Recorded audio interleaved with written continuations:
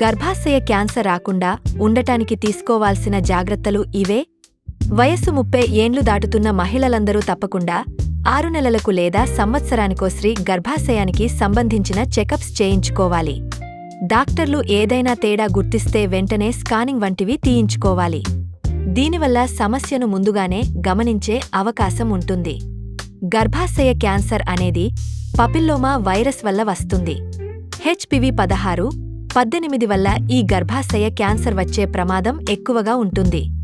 30 ఏళ్లు పైబడిన స్త్రీలు ప్రతి 3 ఏళ్లకు ఒకసారి పాప్ స్మెర్ పరీక్ష చేయించుకోవడం వల్ల గర్భాశయంలో మార్పులను ముందుగానే తెలుసుకునే వీలుంటుంది. యోనిలో మంట, దురద, తరచుగా అలసట, డిస్యూరియా, మూత్రం ఆపుకోలేకపోవడం, పొట్ట ఉబ్బరం లాంటి లక్షణాలు కనిపిస్తే డాక్టర్ను కలవడం మంచిది. ఈ జాగ్రత్తలు పాటిస్తే గర్భాశయ క్యాన్సర్ మీకు రాకుండా ఉండటం గ్యారెంటీ.